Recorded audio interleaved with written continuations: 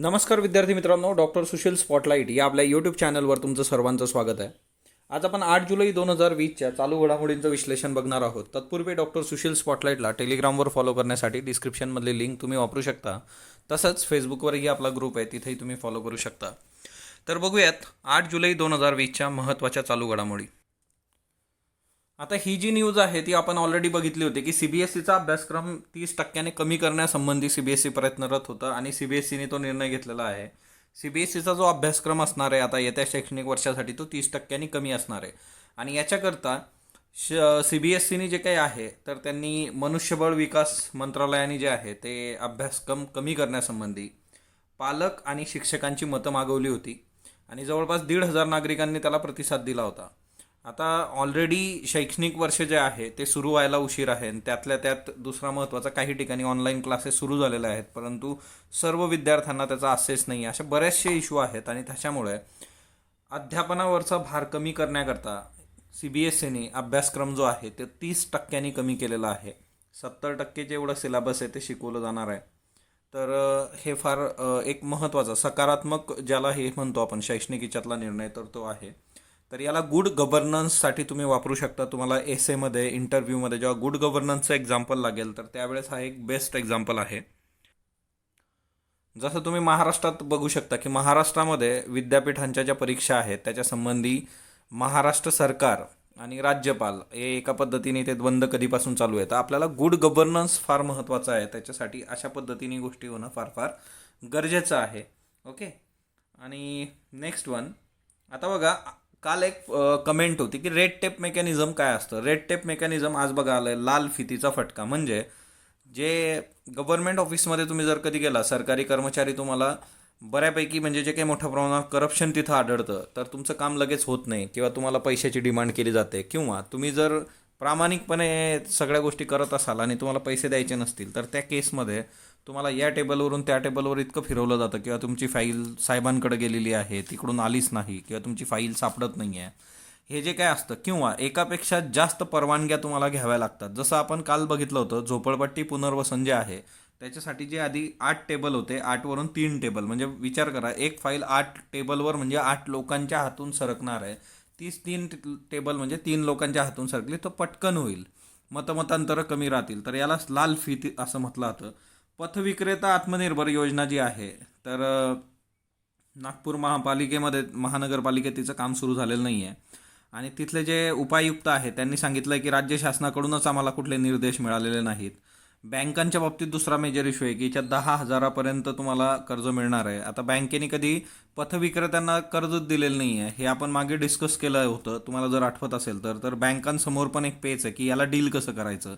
तर ह्या सगळ्याच्या काही गोष्टी आहेत. मग एकीकडे सरकार म्हणणार, मग बँक काही म्हणणार, तर हा सगळा जो आहे तो लाल फितीचा कारभार आहे. याच्यातून एकच की जे मार्च महिन्यामध्ये इम्प्लिमेंट होणं अपेक्षित होतं सगळे जे काही फेरी विक्रेते आणि त्यांच्यासाठी, तर ते वर्क झालेलंच नाही आहे आणि अजूनसुद्धा कडले त्याचे चिन्ह नाही आहे. याला लाल फितीचा कारभार म्हटलं जातं.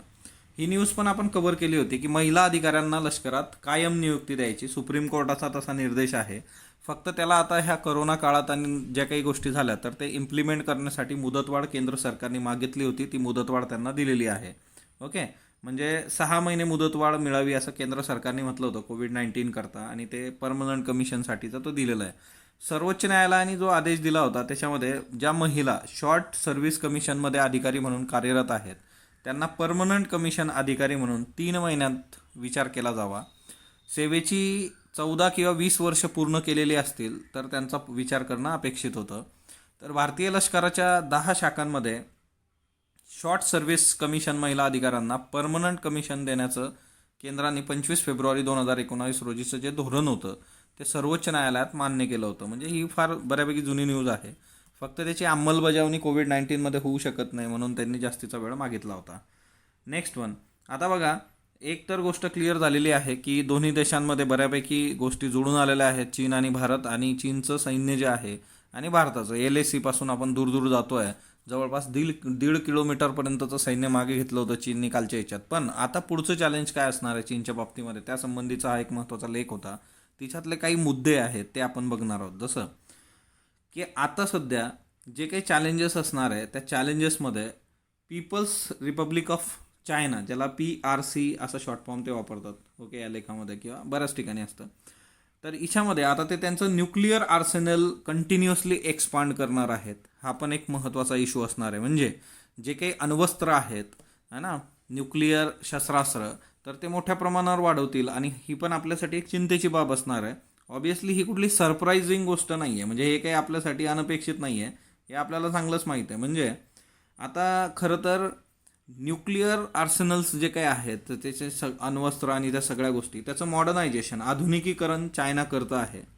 कारण त्याला जो काही मल्टीलेअर मिसाईल डिफेन्स कॅपेबिलिटीज आहेत युनायटेड नेशनच्या, त्याच्यापासून चायनाला भीती आहे. म्हणजे एकंदरच चीनचे शस्त्रास्त्र जरी तुम्ही बघितलं तर भरपूर आहेत, पण तिच्यामध्ये आधुनिकीकरणाचा अभाव होता. हा पण एक मेजर इश्यू होता. हे युद्ध जर समजा इन केस असं झालं नसतं, 99.99% विशेष नव्हता, 0.001% जर युद्धाची जन्य परिस्थिती एकदमच समोर आली असती आणि युद्ध झालं असतं, तर तिच्यात चीनकडे ज्या काही क्वांटिटीमध्ये असणारे शस्त्रास्त्र आहेत तिच्यातले पण खूप काही आधुनिक नाही आहेत. आणि तिचे तिथलं जॉग्राफिकल टेरन होतं सगळं, तर त्या याच्यामध्ये ते किती वर्क होणार होतं हा पण मोठा प्रश्न होता. पण अमेरिकेने डेव्हलप केलेली मल्टीलेअर मिसाईल डिफेन्स कॅपेबिलिटीज ज्या आहेत त्याची भीती कुठंतरी चीनला आहे आणि त्याच्यामुळे ते त्यांच्या न्यूक्लिअर आर्सेनलचं मॉडर्नायझेशन करणार आहे. त्याच्यानंतर त्यांच्याकडे जे आहे की मल्टिपल इंडिपेंडंटली टार्गेटेबल री-एंट्री व्हेकल्स जे आहेत त्याच्या कॅपेबिलिटी ज्या आहेत की त्या अमेरिकेची मिसाईल शील्ड न्यूट्रलाइज करू शकतात, याच्यावर त्यांना काम करायचं आहे. दुसरी महत्त्वाची गोष्ट की चायना त्याचं DF-31A जे आहे तर road mobile intercontinental ballistic missiles आहेत हा, ओके. तर तिच्यामध्ये MIRV म्हणजे हे multiple independently targeted re-entry vehicles ते हे केलेले आहेत, त्याच्याबरोबर इक्विप केलेले आहेत. म्हणजे एकंदरच आता आपल्यासमोर जे आहे तर ते चीनच्या बाबतीमध्ये न्यूक्लिअर अण्वस्त्र ते जे काही विकसित करतायत की आधुनिक करतायत तेही एक आपल्यासमोर आव्हान असणार आहे आणि ते आपल्यासाठी एक महत्त्वाचा मुद्दा आहे. आता ही एक साईट आहे तिथली लोपनूर, ओके. तर तिथं चायनाचं सब क्रिटिकल टेस्टिंग होतं. दुसरी महत्त्वाची गोष्ट जी आहे की मीडियम रेंज बॅलिस्टिक मिसाईल असतील किंवा शॉर्ट रेंज बॅलिस्टिक मिसाईल त्याच्यावर सुद्धा ते बऱ्यापैकी काम करतं आहे. त्याच्यानंतर दुसरी महत्त्वाची गोष्ट जी आहे की एकंदरच हा सगळा जो सिनॅरिओ आहे याच्यामध्ये तुम्ही जर बघितलं तर Stockholm International Peace Research Institute SIPRI हे जे आहे की Stockholm International Peace Research Institute यांनी चायनाकडचे न्यूक्लिअर आर्सेनल जे आहेत ते वाढलेले आहेत. म्हणजे अण्वस्त्र जे आहेत त्यांचे 2019मध्ये 290 होते आणि 2020मध्ये ते 320 झालेले आहेत. तर हा एक महत्त्वाचा मुद्दा आहे आणि हे लक्षात ठेवा, ही SIPRI जे आहे Stockholm International Peace Research Institute ते अहवाल देत असतात अशा पद्धतीचे. दुसरा महत्त्वाचा मुद्दा जो आहे ह्या सगळ्या याच्यामध्ये की US आणि रशिया यांच्याकडं जे काही मोठ्या प्रमाणावर हे अण्वस्त्र आहेत त्यातल्या त्यात है ना, चीन त्याची बरोबरी करण्याचा प्रयत्न नक्कीच करणार आहे. दुसरी महत्त्वाची गोष्ट जी आहे की एकीकडे आपल्याला पाकिस्तान आहे, पाकिस्तान पण न्यूक्लिअर आर्म आहे, चायना आहे, तर त्या दोघांना प्रॉपरली बघणं गरजेचं आहे. आता SIPRIचे पाकिस्तानच्या बाबतीत सांगितलं होतं की 150 न्यूक्लिअर वॉरहेड्स पाकिस्तानकडे आहेत आणि ते जवळपास 160पर्यंत जातील. मग एकंदरच ह्या सगळ्या गोष्टींचा विचार करता आपण ह्या बेसिक गोष्टी लक्षात ठेवणं गरजेचं आहे येत्या काळामध्ये. त्याच्यानंतर दुसरं महत्त्वाचं जे आहे की झिंजियांग रिजन जो आहे तो अक्साई चीनला जवळ आहे. म्हणजे जॉग्राफी पण मॅटर करते आणि इथं जे काही त्यांचे बॅलिस्टिक मिसाईल वगैरे तिथं आहे तर जवळपास तिथं त्यांनी 4000 किलोमीटरची रेंज असणारं DF-26 IRBM ठेवलेलं आहे, ज्याच्यामध्ये भारतातल्या बऱ्याच गोष्टी टार्गेट होतात. तर कोरला नावाचं ठिकाण आहे झिंजियांगमधलं, तिथं त्यांनी ते सगळं हे केलेलं आहे. म्हणजे ती मिसाईल ठेवलेली 4000 किलोमीटर रेंजची. तर एकंदरीतच ह्या बेसिक गोष्टी लक्षात ठेवायच्या आपल्याला. त्याच्यानंतर दुसरी महत्त्वाची गोष्ट काट्सा कुणाशी संबंधित आहे तर US संबंधित आहे. USचा हा करार आहे की US संबंधित असणारे देश जे आहेत ज्यांच्याबरोबर US शस्त्रास्त्रांचे व्यवहार वगैरे करत असतो तर त्यांनी रशियाबरोबर व्यवहार करू नयेत असं अमेरिकेचं स्पष्ट म्हणणं आहे. आणि काट्साचा जो फुल फॉर्म होतो तर तो आहे की countering America's adversaries through sanctions act. MCQ करता लक्षात ठेवा, एकतर काट्सा US संबंधित आहे, इतकं बेसिक जरी लक्षात ठेवलं तरी चालतं आहे. याच्यामध्ये एवढंच आहे की त्यांनी स्पष्ट सांगितलं आहे, we urge all our allies and partners to forgo transaction with Russia that risk triggering sanction. Under आता आपण रशियाबरोबर जी काही सध्या करारबद्ध झालो होतो आपण, आपलं रशियाकडून जे काही हेलिकॉप्टर्स वगैरे घेतोय आणि त्या सगळ्या याच्यामध्ये परत चीनने ते क्लिअर केलेलं आहे की नाही आम्ही अलाउ करणार नाही सँक्शन हे ते. तर बघूयात काय होतं. फायटर जेट आपण रशियाकडून घेतोय है ना. तर तो हे बऱ्याच दिवसांपासूनचं आहे, इतकं नवीन पण नाही आहे काही. त्याच्यानंतर रशियामध्ये नॅशनल एमर्जन्सी डिक्लेअर करण्यात आली, ज्यावेळेस 21,000 टन डिझेल फ्यूल जे आहे ते आर्टिक स्पिल झालेलं आहे तिथं, आणि ते त्या सगळ्या आर्टिकच्या एरियामध्ये पाण्यावर पसरलेलं आहे. आणि ही जी कंपनी आहे नोरेलिक्स निकेल नावाची कंपनी आहे, आणि ही नोरेलिक्स निकेल नावाची जी कंपनी आहे ती जवळपास म्हणजे जगातली सर्वात जास्त निकेल आणि पॅलेडियमचं प्रोडक्शन करणारी कंपनी आहे. ओके, तुम्ही मला कमेंट बॉक्समध्ये सांगणार आहात जगातलं सगळ्यात जास्त कोळशाचं मायनिंग करणारी कंपनी कुठली आणि कुठल्या देशात आहे. तर जशी ही निकेल आणि पॅलेडियमची कंपनी आहे, ओके, तर याला कंट्रोल कोण करतं तर रशियाच रिचेस्ट मॅन आहे व्लादिमीर पोटॅनिन. ओके, पुतिन नाही, व्लादिमीर पोटॅमिन आहे. आणि ती जी कंपनी आहे ती जगातली सगळ्यात मोठी आहे. आणि या कंपनीला 2019 मधलं त्यांचं जेवढं प्रॉफिट होतं जवळपास त्याच्या 3 पट नेट प्रॉफिटच्या त्यांना दंड ठोठावण्यात आलेला आहे. आणि ते सगळं जे काही ऑइल स्पिल इथं झालेलं आहे. तर नॅशनल एमर्जन्सी, आता मला सांगा भारतात नॅशनल एमर्जन्सी असली कुठलं आर्टिकल लागतं तर आर्टिकल 352 आहे ना. लगेच कुठं एमर्जन्सी हा शब्द आला की आपल्याला आपल्या आर्टिकल्स आठवणं गरजेचं असतं. तर ते एक लक्षात ठेवा. 2 बिलियन बघा है ना, 2 बिलियनचा चार्ज त्यांना लावलेला आहे त्या कंपनीला. त्याच्यानंतर नेक्स्ट वन, आता काल कुवेतबद्दल आपण जाणून घेतलं होतं आणि कुवेतचा मॅप दाखवायचा राहिला होता काल, म्हणून आता स्पेशली दाखवतो आहे. कुवेतला बॉर्डर करणारे देश कुठले आहेत बघा. इराक एक आहे आणि हा जो आहे तो सौदी अरेबिया एक आहे. 2च देश आहेत जे कुवेतला बॉर्डर करतात. कुवेतबद्दल आपण काल एक न्यूज बघितली होती, फक्त ती मी आता सांगत नाही आहे कारण त्याच्यावरच मी एक प्रश्न फ्रेम केला आहे तुमच्यासाठी. सो इराक है ना आणि सौदी अरेबिया, आणि हे जे आहे हे पर्शियन गल्फ आहे, तिथं तो ओपन अप होतो आहे. तर कुवेत एक लक्षात असू देत. ओके, त्याच्यानंतर नेक्स्ट वन, अमेरिकेच्या लष्कराच्या 2 युद्धनौक्या दक्षिण चिनी सागरात तैनात झालेल्या आहेत. दक्षिण चिनी सागराचा मॅप मी तुम्हाला 2 ते 3 वेळा गेल्या आठवड्यातच दाखवलेला आहे. रोनाल्ड रेगन आणि निमित्स या 2 युद्धनौका दक्षिण चिनी सागरात तैनात करण्यात आलेल्या आहेत 7 जुलै 2020. कशासाठी तर एकतर अमेरिकेने हे स्पष्ट केलेलं आहे की अमेरिकेचं लष्कर हे चीनबरोबरच्या संघर्षात भक्कमपणे भारताच्या पाठीशी राहील. ओके, आता जवळपास सगळं झालं संपलं आणि आता अमेरिकेने असं म्हटलं आहे, त्याला काही विशेष अर्थ नाही पण ठीक आहे. हां, फ्रान्सचं तेवढं महत्त्वाचं होतं कारण फ्रान्सने फार सुरुवातीला स्टेटमेंट केलं होतं की आमचं सैन्य भारताच्या पाठीशी असणार. दक्षिण चिनी सागर जे आहे त्याच्यात आम्ही चीन किंवा इतर कुणालाही वर्चस्व गाजवू देणार नाही हे अमेरिकेने स्पष्ट केलं आहे. अमेरिकेचा खरा मुद्दा भारताला सपोर्ट करण्यापेक्षा हा जास्त महत्त्वाचा आहे की दक्षिण चिनी समुद्रामध्ये कुणाचंही वर्चस्व असता कामा नये. कुणाचंही म्हणजे काय, चीनच गडबड करतो, दुसरं कोण करणार. चीनने दक्षिण चीन सागरावर दावा केला असून त्याला मग व्हिएतनाम, आपण न्यूज बघितली होती, व्हिएतनाम, फिलिपिन्स, ब्रुनई, तैवान यांनी विरोध केलेला आहे. आणि एकंदरच जे एशियन कंट्रीज आहेत त्याच्यातलं व्हिएतनामने ते निवेदन दिलं होतं कारण त्यांचा चेअर जो आहे तो व्हिएतनाम आहे सध्या. त्यांनी ते निवेदन दिलेलं आहे 1982च्या करारानुसार गोष्टी झाल्या पाहिजेत. कारण तिथं 9 डॅश लाईन जी आहे चायनाने हे केलेली की चायनाने पासली आयलँड्स असतील आणि सर्व हिच्यावरच स्वतःचा हक्क सांगता येते. त्याच्यानंतर महाराष्ट्रामध्ये प्रोजेक्ट प्लॅटिना लक्षात ठेवा है ना, प्लॅटिना बाईक तसा प्रोजेक्ट प्लॅटिना कशाचा आहे हा प्लाझ्मा थेरपी उपचार पद्धतीचा हा प्रोजेक्ट आहे आणि या जगातला जवळपास सर्वात मोठा प्रोजेक्ट आहे कोविड-19च्या बाबतीत असं म्हटलं जातं आहे. जून 28, 2020 रोजी मुख्यमंत्री उद्धव ठाकरे यांनी नागपूर वैद्यकीय महाविद्यालयात याचं उद्घाटन केलेलं आहे. सो प्रोजेक्ट प्लॅटिना तुम्हाला माहीत पाहिजे. त्याच्यानंतर काटोल नागपूर काटोल जे आहे तिथं राज्य राखीव पोलीस दलाची महिला तुकडी स्थापन होणार आहे. तर हे महत्त्वाचं आहे. तसं पोलीस भरतीमध्ये 10,000 पदं भरली जातील असंही गव्हर्नमेंटनी मंत्रिमंडळाचा निर्णय झालेला आहे. त्याच्यानंतर महाजॉब्स जे काही होतं तर त्या महाजॉबला तुफान प्रतिसाद मिळालेला आहे आणि त्याच्यावर जवळपास मोर दॅन 80,000 पहिल्याच दिवशी रजिस्ट्रेशन झालेले आहेत. तर हे महत्त्वाचं आहे आपल्यासाठी. महिला तुकडी जी असणार आहे, महिला तुकडी राज्य राखीव पोलीस दलामध्ये 7 जुलै 2020 रोजी महाराष्ट्र मंत्रिमंडळात हा महत्त्वाचा निर्णय झाला. नागपूर काटोल येथे राज्य राखीव पोलीस दलाची म्हणजे SRPFमध्ये महिलांची तुकडी किंवा बटालियन स्थापन केली जाईल. याच्यामध्ये एकूण पदं जी आहेत ती 1384 पदं आहेत आणि प्रत्येक टप्प्यात 461 पदं 3 टप्प्यात भरली जातील. राज्यातले सण असतात, उत्सव असतात, सामाजिक राजकीय मोर्चे असतात, त्याच्यात महिलांची संख्या लक्षणीय असते, मोठ्या प्रमाणावर महिला असतात आणि ती संबंधी कायदा सुव्यवस्थेकरता आपल्याकडे महिला तुकडे होणं अपेक्षित आहे.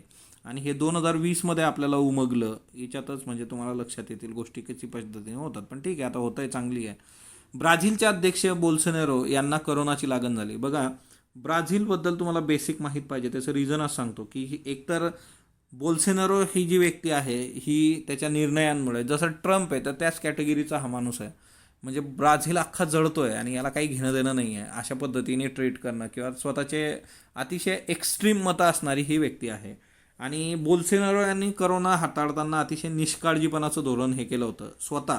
म्हणजे ब्राझीलच्या अध्यक्षाला करोना होण्याचं रिझनच तिच्यात आहे की मास्क न वापरणे, लोकांमध्ये फिरणे, टाळेबंदीला पण त्यांचा विरोध होता. करोना हा फ्लूचा किरकोळ विषाणू आहे असं त्यांचं म्हणणं होतं. आणि आता त्यांना करोना झालेला आहे, तिच्यात पण ते स्टेटमेंट दिलं आहे की मी एकदम ओके आहे.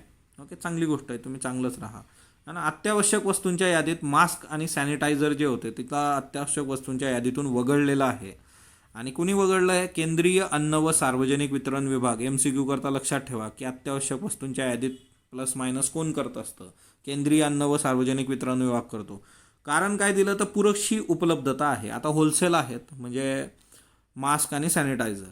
त्याच्यानंतर तुम्ही जर बघितलं असेल की परिणाम, किमती आता वाढू शकतील. ऑबियसली अत्यावश्यक वस्तूंच्या यादीत आहे तर किमतीवर एक हे असते, कॅप असते, त्याच्या पलीकडे तुम्हाला जाता येत नाही.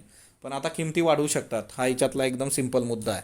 दुसरी महत्त्वाची गोष्ट जर तुम्ही बघितली की या सगळ्या याच्यामध्ये एक गोष्ट आहे की बिझनेसचं जे काही स्वरूप आहे ते मोठ्या प्रमाणावर बदलतं आहे. मोठ्या प्रमाणावर ऑनलाईन बिझनेसेस सुरू झालेले आहे. मोठ्या प्रमाणावर म्हणजे बेसिक गोष्टी ज्या आहेत, तुमचा किराणा असू देत, फळभाज्या, हे असू देत, पालेभाज्या असू देत, ते पार ऑनलाईन याच्यात बरीच लोक येतात. शेवटी काय असतं ना, तुम्हाला संधी शोधता आली पाहिजे, बदलता आलं पाहिजे काळानुसार. हे मास्क बनवणारे, सॅनिटायझर बनवणारे तर गल्लोगल्ली झालेत बघा आता. आणि ब्राझील न्यूजमध्ये होतं, ब्राझीलच्या अध्यक्षांची न्यूज बघितली बघा. ब्राझील दक्षिण अमेरिका, साऊथ अमेरिकेमधला हा देश आहे, मोठा देश आहे तिथला बघा तुम्ही, सर्वात है ना. आणि याला बॉर्डर करणारे देश बरेच आहेत बघा. उरुग्वे, पॅराग्वे है ना, बोलिव्हिया, त्याच्यानंतर हा पेरू है ना, त्याच्यानंतर कोलंबिया, त्याच्यानंतर गुयाना है ना, त्याच्यानंतर व्हेनेझुएला. तर ब्राझील एक लक्षात ठेवा आणि हा खूप महत्त्वाचा देश आहे, एकंदरीत न्यूजमध्ये पण होता. त्याच्यानंतर नेक्स्ट वन, हवा प्रदूषणामध्ये PM2.5, PM10 हे नेहमी तुम्ही ऐकता. हे काय असतं बरं? नायट्रोजन कार्बनची संयुगे असणारे आणि धुलीकण वेगवेगळे, म्हणजे त्या नायट्रन कार्बनची संयुगे असतील, धुलीकण असतील, म्हणजे जे काय आहेत की पार्टिक्युलेट मॅटर असतात. आणि यांचं हवेतलं प्रमाण किती आहे याच्यावर हवेची गुणवत्ता अवलंबून असते. आता PM2.5 आणि 10 हे काय आहे? 2.5-10 तर मायक्रॉनपेक्षा 2.5 मायक्रॉनपेक्षा आणि 10 मायक्रॉनपेक्षा लहान, त्याला PM2.5, PM10 असं म्हटलं जातं.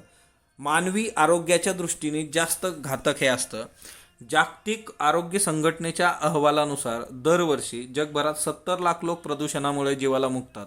भारतात दर 2 मिनिटांनी एक मृत्यू होतो. महत्त्वाचं आहे बघा हे, अकॉर्डिंग टू WHO ही जी माहिती आहे.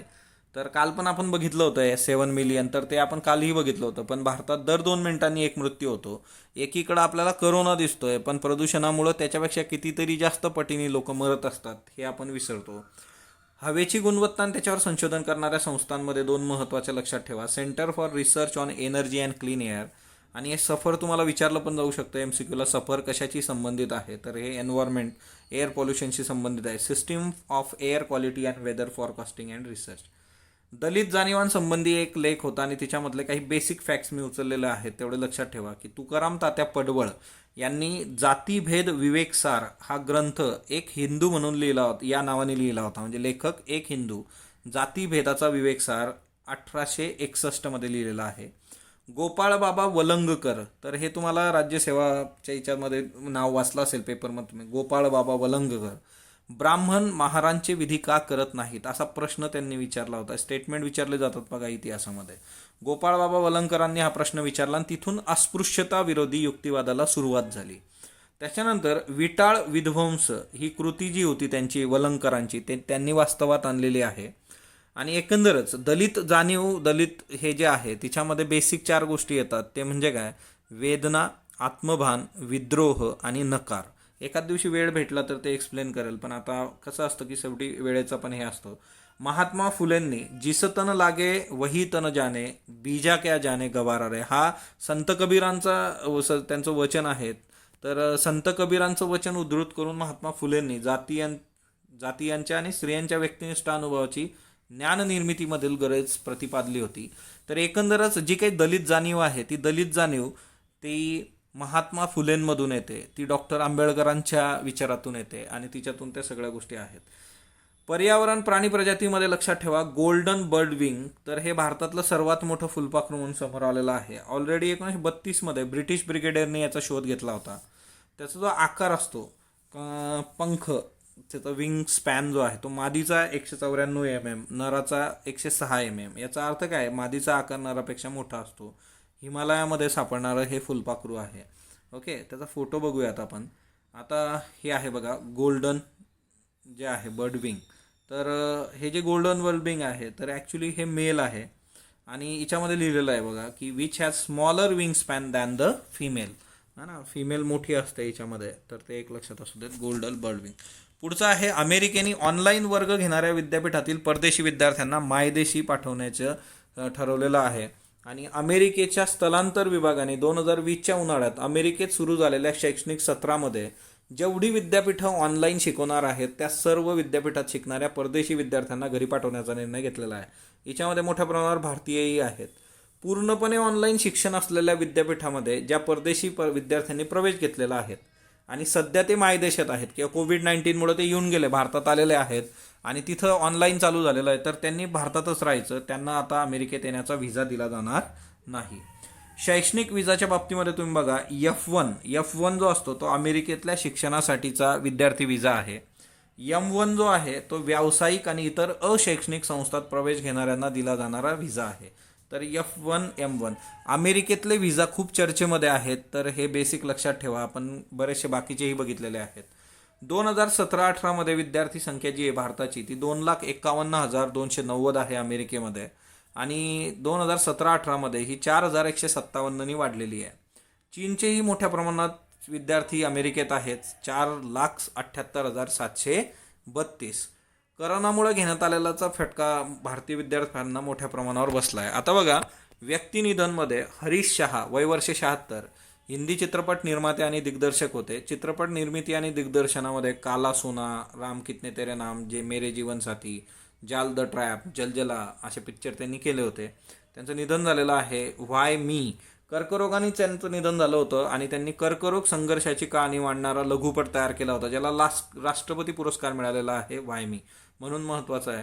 रवी दाते, वय वर्ष 81, यांचंही निधन झालेलं आहे. ज्येष्ठ संगीतकार होते. त्यांनी त्यांच्या पत्नी ज्योती दातेंबरोबर एका पुस्तकाचं लेखन केलं होतं. रामू भैया दाते, एक आनंद प्रवाह. त्यांची लोकप्रिय गीतं जी आहे की आताच अमृताची बरसून रात गेली, आता जगायचे असे माझे किती क्षण राहिले, तुम्ही ऐकले असतील कधी. पंडित काका कुलकर्णी, वय वर्ष 93, ज्येष्ठ उद्योजक होते. इचलकरंजीमध्ये 1963 फाय प्रायव्हेट लिमिटेड उद्योग त्यांनी सुरू केला होता. पहिले जनतेतून निवडून गेलेले, थेट जनतेतून निवडून गेलेले नगर अध्यक्ष होते ते. जपानच्या केहिन कंपनीबरोबर केहिन फाय असा संयुक्त उद्योग प्रकल्प पुण्यात त्यांनी राबवला होता. तर त्यांचंही निधन झालेलं आहे, पंडित काका कुलकर्णी. आजचा प्रश्न घ्या UPSCसाठी. The Jayaraj Bennix case shows that without proper rule of law citizens are condemned to live in local tyrannies. Comment 10 mark, 150 शब्दामध्ये तुम्हाला लिहायचं आहे. आजचा MPSCचा एसे घ्या, मानवी तस्करी भीषण वास्तव, 400 शब्द. स्पॉटलाईट रायटिंग फोरमवर लिहून टाका, है ना. साक्तेंग अभयारण्य कोणत्या देशामध्ये आहे, तर हे भूटानमध्ये आहे. आपण मॅपही बघितला होता. 1987 भारत चीनचा नॉमिनल GDP समान होता, बरोबर. 2019 चीनची अर्थव्यवस्था भारताच्या 5 पट झाली, दोन्ही बरोबर आहे. सियाचीनला भेट देणारे पहिले भारताचे पंतप्रधान कोणते, पंडित नेहरू, इंदिरा गांधी, नरेंद्र मोदी, मनमोहन सिंग होते बघा. त्याच्यानंतर कॅपिटल फ्लाईट कशाशी संबंधित आहे, तर परदेशी गुंतवणुकीशी संबंधित आहे. गोपीनाथ मुंडे शेतकरी अपघात विमा योजनेमध्ये 2 लाख रुपये मिळतात, है ना. आता काही लोकांनी फक्त एक उत्तर दिलेलं आहे कमेंट बॉक्समध्ये, तर तुम्हाला बाकीची उत्तरं पण आली पाहिजे जर तुम्ही लेक्चर बघतायत. आणि जर ते तुम्हाला आठवत नसतील तर याचा अर्थ तुमचं कॉन्सन्ट्रेशन गडबडतं आहे, है ना. तुम्ही ते शोधली पाहिजेत. जागतिक अंमली पदार्थ अहवाल जो आहे वर्ल्ड ड्रग रिपोर्ट खालीलपैकी कोणत्या संस्थेद्वारे प्रकाशित केला जातो? कालच्या याच्यामध्ये फक्त एक चेंज करा, एक इम्प्रोव्हायझेशन आहे की काल ते सांगताना उत्पादन सांगितलं गेलं होतं की अंमली पदार्थ हिरोईन होतं, अफू होतं, तर ते जप्ती आहे. तिथं मोठ्या प्रमाणात जप्ती किती झालेली आहे तर तेवढं एक हे करा. त्याच्यानंतर खालीलपैकी कोणत्या राज्याने 6 जुलै 2020 रोजी स्थानिकांना खाजगी उद्योगात 75% रोजगाराचं आरक्षण देण्यासंबंधी अध्यादेश काढला? महाराष्ट्र, हरियाणा, राजस्थान, गुजरात. आंतरराष्ट्रीय बॉक्सिंग महासंघाच्या 2020च्या क्रमवारीनुसार कोणत्या भारतीय खेळाडूला तिच्या वजनी गटात अव्वल स्थान मिळालं आहे? मंजू राणी, MC मेरी कोम, लवलिना बोर्गोहेन, अमित पांघाल. करोना विषाणूतील 7 प्रकारचे विषाणू मानवांमध्ये रोगांसाठी कारणीभूत असतात. करोनाच्या 7 विषाणूंपैकी 5 प्रकारच्या विषाणूंचा उगम वन्य प्राण्यांमध्ये होतो. फक्त अयोग्य, फक्त बयोग्य, अभयोग्य, दोन्ही अयोग्य. परदेशातून आलेल्या लोकांची संख्या कमी करण्याचे विधेयक खालीलपैकी कोणत्या देशाने मंजूर केले? America, Brazil, Kuwait, Bhutan. तर याची उत्तर तुम्ही कमेंट बॉक्समध्ये देणार आहात. स्पॉटलाईटला जो तुम्ही प्रतिसाद देत आहात त्याबद्दल मी आपला आभारी आहे. स्पॉटलाईटला लाईक करा, शेअर करा, सबस्क्राईब करा. धन्यवाद विद्यार्थी मित्रांनो.